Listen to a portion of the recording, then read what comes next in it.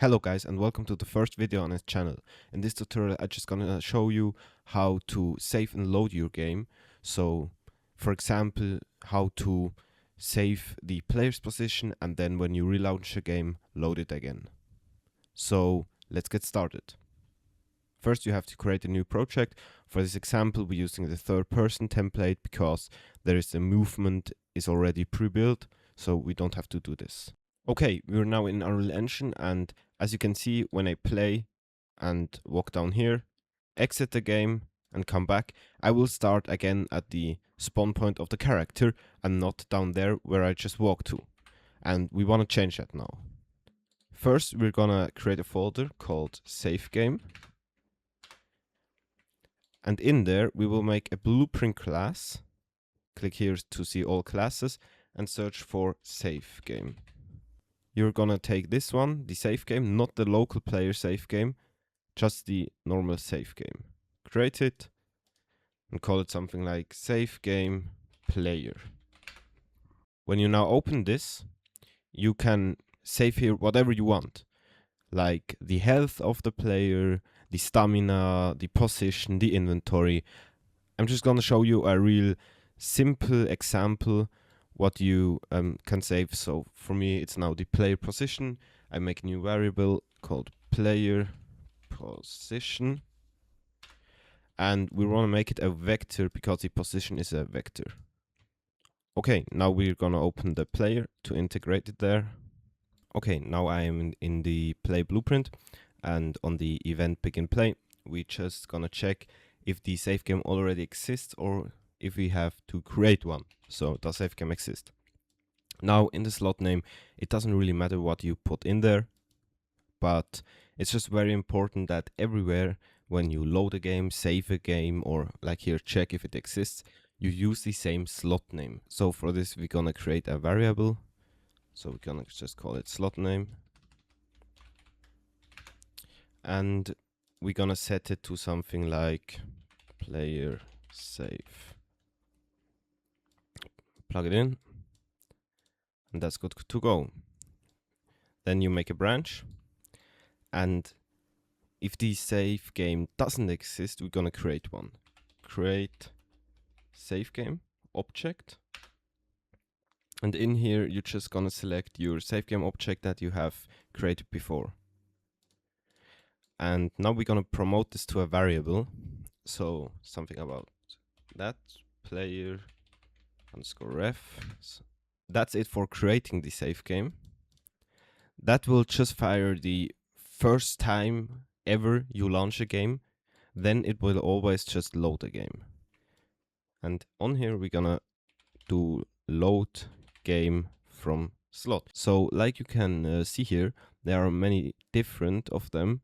Make sure you're just gonna take that one here, load game from slot. In here you're just gonna put the slot name again,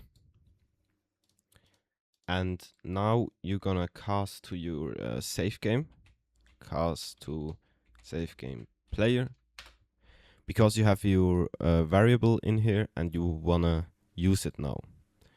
So for this I just gonna promote it to the same variable that I used down here, and now we just can get the player position and set the capsule world location to that position. Okay, so that's the whole loading part and the creating part of the save game object. And now we're gonna do the saving part. I'm gonna do this in the event tick. If you have a real game and want to save your game, please don't do it in event tick because it's very bad for the performance. Use something like a timer and save the play position every 5 or 10 seconds. It will be way better for your game and makes it way smoother. So in the event tick, I'm just gonna do a validated get. So get that save game play ref and convert it to a validate get. What this does is just checking if the variable exists and if it's filled. So from here you can now set the player position, and the player position we want to save is of course the position of our player. Get world location and plug it in. So what this does, it does set the variable, but it doesn't save it. To save it, so when I quit the game and start it again, so I load the new position, to save it, we're just gonna do a save game to slot. The save game object is our validated get here, save game play ref, and the slot name is just our slot name, like that. Now this should work. So we go over it again real quick. We check if the save game exists. If it exists, we load it. We cast to the save game object of the player, and we get the player position and set the position of our third person character to that stored position. If it doesn't exist, we're gonna create the save game and just set the variable. Then in the event tick, we check if that variable save game play ref is valid, so we don't save the game before it loaded it. And then we set the play position in the save game play ref object to our actual player location. And after that, we save the game to slot. So now we're gonna test it if it works. When I start now, I spawn here. I can walk down here. And if I now quit the game and start it again, I should spawn here. And I do. That's very nice. Can go up here, exit, and I spawn here again. Very nice. So now you ask maybe, where does it save that? And I can show you. Now I am in the project folder from my save load tutorial, and I see here the content folder where the whole assets of the game are in, and there is also the saved folder, and in here is a folder called Save Games, and in here all your save games get saved. So you can also open this, but you see you can't read anything.